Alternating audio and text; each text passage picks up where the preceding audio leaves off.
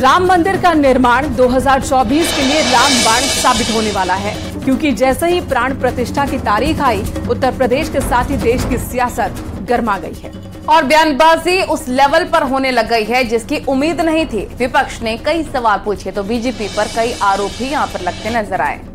विपक्ष ने कहा सिर्फ एक विचारधारा के लोगों को ही बुलाया जा रहा, आखिर विपक्षी दल के नेताओं को न्योता क्यों नहीं दिया जा रहा। साथ ही ये सवाल उठाए गए कि राम के नाम पर सियासत क्यों हो रही है। वहीं कांग्रेस नेता ने कहा कि आज भी राम के नाम पर ढिंढोरा पीटा जा रहा है और ऐसे में राम को राजनीति में लाना क्या ठीक है। इसी पर आपको दिखाते हैं एक रिपोर्ट कि आखिर रामलला विराजमान से विपक्ष क्यों परेशान।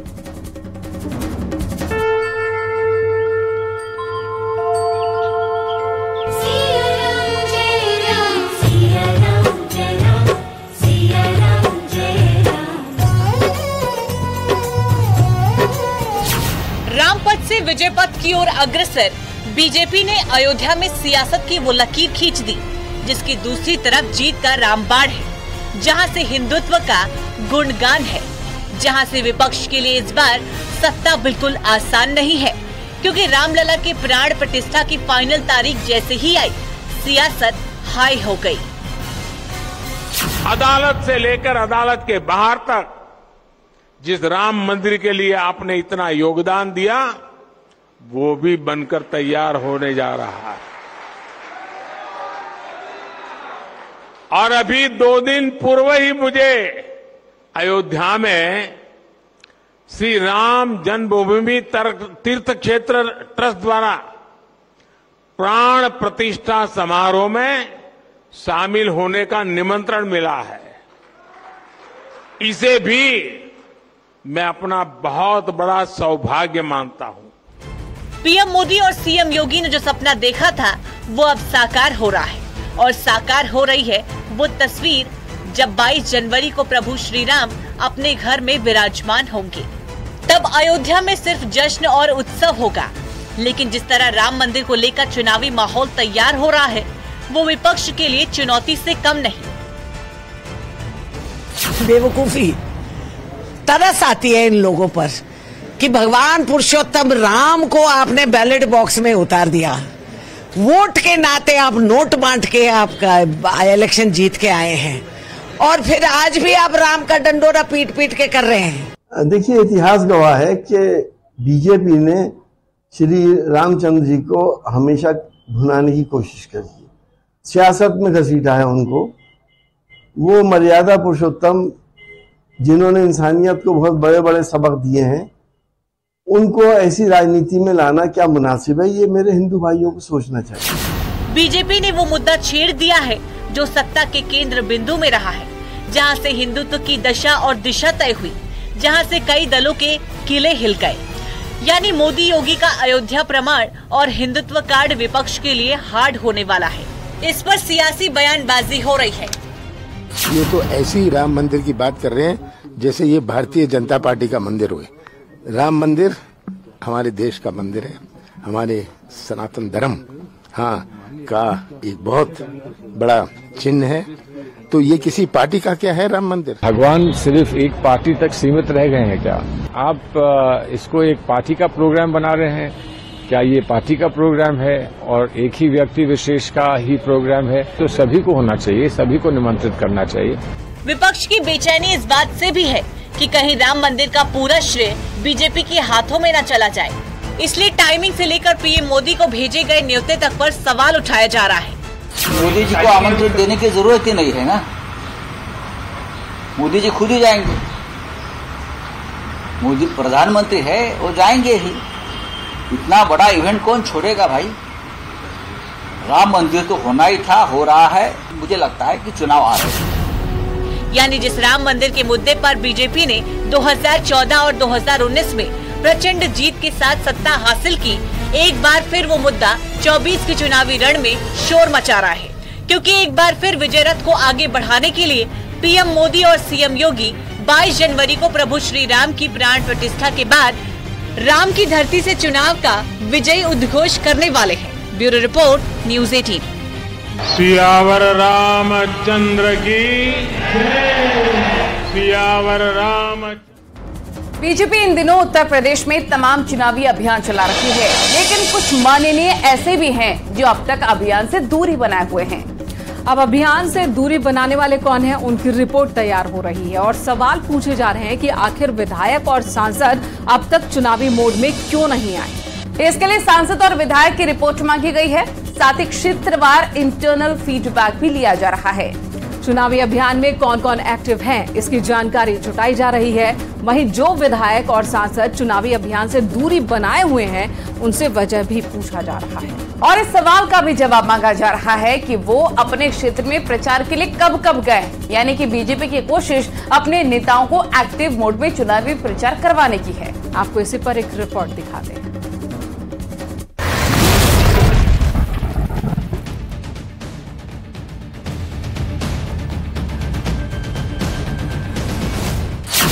चौबीस के चुनावी चक्कर में अब टिकट पर टक्कर है।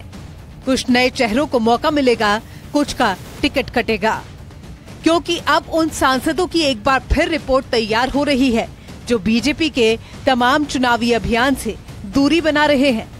साथ ही उन विधायकों की भी रिपोर्ट तैयार हो रही है जो अब तक ग्राउंड पर नहीं उतरे, यानी कि अब बीजेपी इन नेताओं पर एक्शन की तैयारी कर रही है।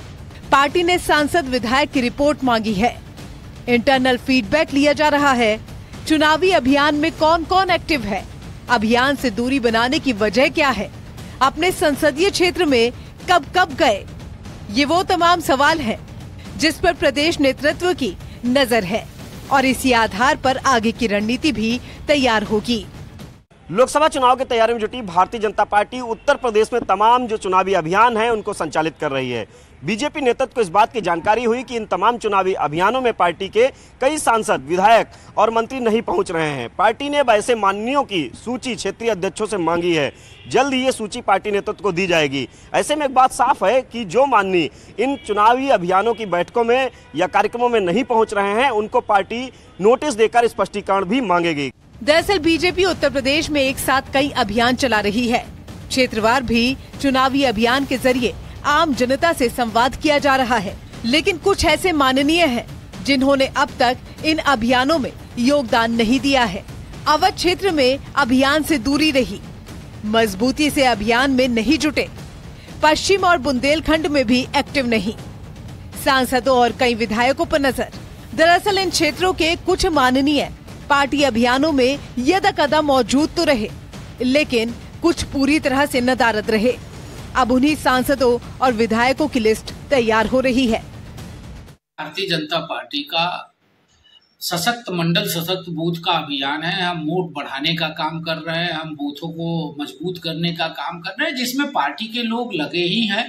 अभी पार्टी के प्रदेश अध्यक्ष और माननीय संगठन मंत्री ने दोनों लोगों ने क्षेत्रों में बैठकें की है और जनप्रतिनिधियों को भी, हमारे सभी सांसद विधायकों को जिम्मेदारी दी है कि वो अपने अपने क्षेत्रों में इस काम को आगे बढ़ाने के लिए पूरा सहयोग करेंगे और सबकी उपस्थिति और सबके सहयोग से ये काम हम मजबूती से सफल करें। ये सियासी एक्सरसाइज उस दिशा में भी है ताकि क्षेत्रवार पार्टी की रणनीति को मजबूत किया जा सके और उन सीटों पर भी पकड़ बनाई जा सके जहां 2019 के चुनाव में बीजेपी को हार का सामना करना पड़ा था। और इसी को ध्यान में रखते हुए टीम बीजेपी अब माननीयों से स्पष्टीकरण मांगने की तैयारी में है। Bureau report, news 18।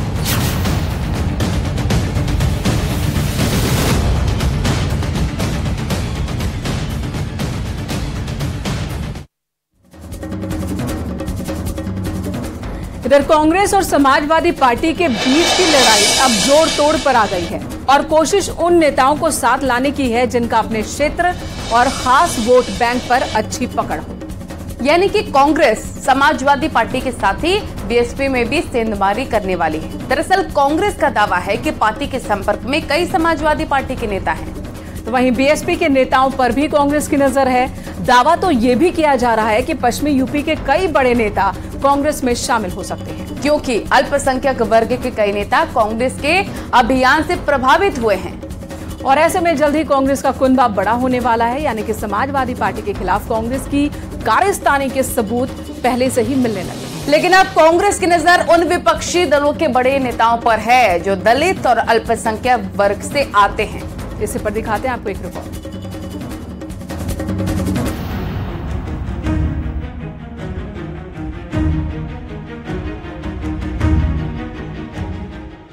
सहयोगी दल समाजवादी पार्टी के खिलाफ कांग्रेस की कारस्तानी के सबूत तो पहले ही मिल चुके हैं, लेकिन अब कांग्रेस की नजर उन विपक्षी दलों के बड़े बड़े नेताओं पर है जो दलित और अल्पसंख्यक वर्ग से आते हैं, जिनकी पकड़ खास वोट बैंक पर है और उसे साधने के लिए समाजवादी पार्टी और बीएसपी के नेताओं को पाले में लाया जा सके। इसके लिए उत्तर प्रदेश कांग्रेस ने पूरी तैयारी कर ली है।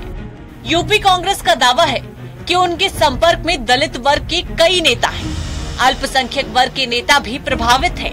जल्द ही कांग्रेस में नेताओं की ज्वाइनिंग होगी, यानी कांग्रेस पार्टी अब अपने ही सहयोगी दल के साथ बीएसपी के नेताओं पर भी नजर बनाए हुए है, जिसे जल्द ही कांग्रेस की सदस्यता दिलाने की तैयारी है। कांग्रेस पहले ही अपने पुराने नेता इमरान मसूद की घर वापसी कराने के साथ ही पश्चिमी यूपी के कई दिग्गज नेताओं को कांग्रेस में शामिल कर चुकी है और अब उम्मीद जताई जा रही है कि लोकसभा चुनाव से पहले सपा और बसपा के कई दिग्गज नेता कांग्रेस का दामन थाम सकते हैं। लोकसभा चुनाव 2024 की पहले उत्तर प्रदेश की राजनीति में कई बड़े उलटफेर देखने को मिलेंगी, जिसकी सुगबुगाहट अभी से तेज हो गई है, क्योंकि एक तरफ जहां बीजेपी अब यूपी की 80 सीटों में से 80 जीतने के लक्ष्य में जुटी है, तो वहीं कांग्रेस भी बीजेपी को टक्कर देने के लिए सपा बसपा के नेताओं को तोड़ने के चक्कर में लगी है, जिसका ताजा तरीन उदाहरण इमरान मसूद है। दलित समाज को जोड़ने के लिए हम अभियान चला रहे हैं, दलित गौरव संवाद, साथ ही साथ जातिगत जनगणना के सवालों पर मंडलवार के बाद जिलावार सम्मेलन हो रहे हैं। माइनॉरिटी का एक आउटरीच कार्यक्रम चल रहा है और इन तमाम अभियानों से प्रभावित होकर उत्तर प्रदेश के तमाम बड़े नेता, खास करके दलित, बैकवर्ड और माइनॉरिटी के बड़े नेता हमारे संपर्क में हैं और जल्द ही वो उत्तर प्रदेश कांग्रेस कमेटी का दामन थामेंगे, कांग्रेस के हाथों को मजबूत करेंगे। हर दल को हक है, कांग्रेस भी अगर अपने आप को बढ़ा रही है, कहीं ना कहीं उसके यहाँ नई ज्वाइनिंग हो रही है, तो सब दलों में हो रही है। हमारे यहाँ भी नई ज्वाइनिंग हो रही है, समाजवादी पार्टी में भी नई ज्वाइनिंग हो रही है और भारतीय जनता पार्टी तो टेलीफोन से ज्वाइनिंग करवा लेती है। तो स्थिति है कि सब दलों को हक है अपने अपने दल को मजबूत करने का, और जब जो जितना मजबूत होगा उसी हिसाब से उसको हिस्सेदारी भी मिलेगी। तो वहीं अब कांग्रेस समाजवादी पार्टी और बीएसपी के कुछ मौजूदा और पूर्व सांसद विधायकों के संपर्क में है और उम्मीद भी यही जताई जा रही है कि लोकसभा चुनाव के पहले ये नेता अपना दल छोड़ कांग्रेस में शामिल हो सकते हैं। ऐसे में एक बार फिर दोनों सहयोगी दल आमने सामने आने वाले हैं। देखिए, घपले घोटाले छुपाने के लिए, अपने अस्तित्व को बचाने के लिए घमंडिया गठबंधन बना था।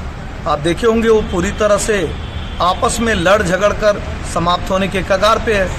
और मैं तो ये कहूँगा, जैसे बचपन में लड़के वो हाथ खड़ा करके जहाज बनने वाला कार्य करते हैं, यानी जिस गठबंधन का गठन सिर्फ इसलिए किया गया था ताकि बीजेपी को चुनौती दी जा सके, लेकिन अब उस गठबंधन के सबसे बड़े दल की नजर क्षेत्रीय पार्टियों पर है, जिसके नेताओं को जोड़ने तोड़ने की कोशिश रफ्तार पकड़ चुकी है।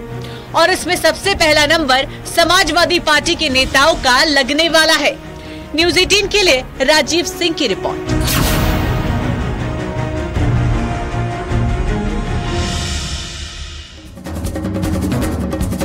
उत्तर प्रदेश की सभी 80 सीटों पर भगवा लहराने के लिए बीजेपी अब ग्राउंड जीरो पर काम कर रही है और उन 1,65,000 संगठनात्मक बूथ के साथ मंडलों पर भी नजर बनाए हुए हैं, जहां से क्लीन स्वीप के टारगेट को साधा जा सके। और इसके लिए अब पार्टी ने एक स्पेशल टीम तैयार की है जो इस अभियान को और रफ्तार देने वाली है। आपको इसी पर एक रिपोर्ट दिखाते हैं और समझाते हैं कि बीजेपी की पूरी रणनीति है क्या।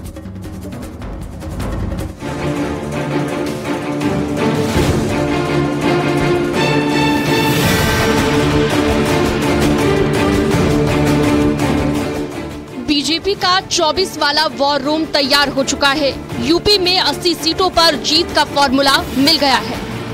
बैक टू बैक दिल्ली से यूपी तक मंथन और चुनावी चिंतन, जिसमें बूथ को और मजबूत करने पर फोकस किया गया है। यूपी में बीजेपी के 1,65,000 संगठनात्मक बूथ हैं, वहीं उत्तर प्रदेश में 1,430 के लगभग मंडल हैं। इतना ही नहीं, जिन बूथों पर 1200 से ज्यादा वोट हैं, वहां बीजेपी नए संगठनात्मक बूथों का गठन करने जा रही है। यानी कि बीजेपी अपने संगठनात्मक बूथों की संख्या बढ़ाने में लगी है। इसके लिए बीजेपी ने प्रदेश स्तर पर पदाधिकारियों की टीम तैनात की है और क्षेत्रीय टीम और जिले की टीम को सशक्त बूथ और सशक्त मंडल अभियान में लगाया गया है। यानी कि उत्तर प्रदेश में तमाम बड़े बड़े शहर इस अभियान को और धार देने के लिए जमीन पर उतर गए हैं। सीएम योगी से लेकर भूपेंद्र चौधरी तक अपने कार्यकर्ताओं को जीत का मंत्र दे रहे हैं और घर घर दस्तक देने के लिए कमर कस चुके हैं। मिशन 2024 की चुनावी तैयारी में जुटी भारतीय जनता पार्टी विशेष रणनीति पर काम कर रही है। दरअसल भारतीय जनता पार्टी बूथ जीतो चुनाव जीतो के अभियान में जुटी हुई है। बीजेपी ने इसके लिए बाकायदा बूथ सशक्तिकरण अभियान शुरू किया है। पूरे उत्तर प्रदेश में अभियान संचालित किया जा रहा है। इसके लिए प्रदेश स्तर पर कार्यकर्ताओं की बड़ी टीम तैनात की गई है। क्षेत्रीय स्तर और जिला स्तर पर कार्यकर्ताओं को जिम्मेदारी दी गई है बूथ सशक्तिकरण अभियान की। यही नहीं, सांसद और विधायक भी इस अभियान में जुटे हुए हैं। जिस बूथ मजबूत अभियान के तहत बीजेपी ने 2017 के विधानसभा चुनाव में डंका बजाया, 2019 के लोकसभा चुनाव में झंडा गाड़ा, उस बूथ मजबूत अभियान के तहत 24 के रण में भी बीजेपी दम दिखा रही है। इसके लिए कार्यकर्ताओं को बूथ की जिम्मेदारी दी गई है। मंडल के साथ साथ बूथ पर भी फोकस है। बूथ एजेंट समेत सदस्यों की टीम तैयार है। बीजेपी ने बाकायदा जिला क्षेत्र और प्रदेश स्तर पर सशक्त बूथ और सशक्त मंगल अभियान की एक स्पेशल टीम भी तैनात की है, जो इस अभियान की मॉनिटरिंग कर रही है। देखिए, भारतीय जनता पार्टी के लिए बूथ इकाई जो सबसे छोटी इकाई है, लेकिन सबसे महत्वपूर्ण भारतीय जनता पार्टी का नेतृत्व तो बूथ को मानता है। सब सर्वाधिक फोकस बूथ पे होता है और भारतीय जनता पार्टी का बड़ा से बड़ा नेता किसी न किसी बूथ का, किसी न किसी सेक्टर का, किसी न किसी मंडल का प्रभारी इसीलिए बनाया जाता है कि वह अपने बूथ से जुड़ा रहे। खैर, बीजेपी फिलहाल अपने तमाम बूथों को मजबूत करने पर फोकस कर रही है, तो दूसरी तरफ समाजवादी पार्टी के बाद कांग्रेस भी बीजेपी की राह पर अपनी ही रणनीति तैयार कर रही है। ऐसे में 24 की राह पक्ष और विपक्ष के लिए इतनी भी आसान नहीं है। Bureau report, news 18।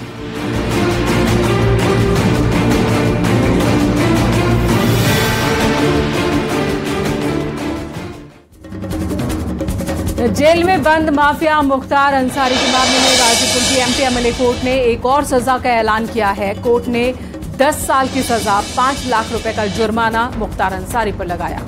कोर्ट ने दूसरे आरोपी सोनू को 5 साल की सजा और 2 लाख रुपए का जुर्माना लगाया। दरअसल ये मामला कपिल हत्याकांड और मीर हसन पर हमले का है और इसी को लेकर साल 2010 में मुख्तार अंसारी पर गैंगस्टर का केस दर्ज हुआ था। 14 साल पहले कपिल देव सिंह की हत्या हुई थी, तो वहीं 2009 में मुख्तार अंसारी ने मीर हसन की हत्या की कोशिश की थी और फिर हत्या की कोशिश मामले में गैंगस्टर एक्ट लगाया गया था, जिसमें सुनवाई के बाद मुख्तार को 10 साल की सजा सुनाई गई और 5 लाख रुपए का जुर्माना भी लगाया गया। माननीय न्यायालय ने बहस सुनने के बाद जो निर्णय आदेश पारित किया है, उसमें अभियुक्त मुख्तार अंसारी को 10 वर्ष के सश्रम कारावास और 5 लाख के अर्थदंड से तथा सोनू यादव को 5 वर्ष के सश्रम कारावास और 2 लाख रुपए के अर्थदंड से दंडित किया। लखनऊ के इंदिरा गांधी प्रतिष्ठान में अंतर्राष्ट्रीय श्री अन्न महोत्सव का शुभारंभ किया गया। सीएम योगी आदित्यनाथ ने कृषि मंत्री सूर्य प्रताप शाही के साथ श्री अन्न प्रदर्शनी देखी। कार्यक्रम की शुरुआत में कृषि मंत्री सूर्य प्रताप शाही ने कहा कि सीएम योगी के नेतृत्व में ही करीब यूपी के 30 जिलों में मिलेट्स के अनाजों की खरीद एमएसपी की रेट पर की जा रही है। तो वहीं पर सीएम योगी ने किसानों को मंत्र भी दिया है, सुनिए।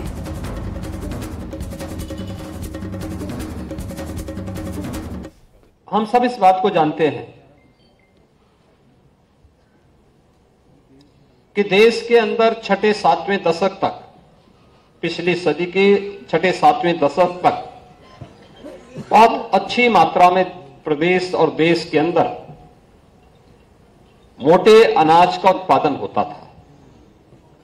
और अगर आप कहें तो हमारे दैनिक जीवन का लगभग आधा अन्न श्री अन्न के रूप में होता था। आज से नहीं, प्राचीन काल से ही वैदिक काल से ही श्री अन्न का महत्व रहा है। नाम अलग रहे होंगे, लेकिन इसकी उपयोगिता, और इसमें से बहुत सारे तो ऐसे हैं जिनको आज भी हम जब कोई व्रत रखता है तो उस व्रत में केवल उसी श्री अन्न का ही सेवन उस दौरान वह व्यक्ति कर सकता है। शेष अन्य अन्न उस दौरान उपयोग में नहीं लाया जा सकता है। और इसी के साथ यहाँ रुकेंगे एक छोटे से ब्रेक के लिए। खबरों का सिलसिला लगातार जारी है।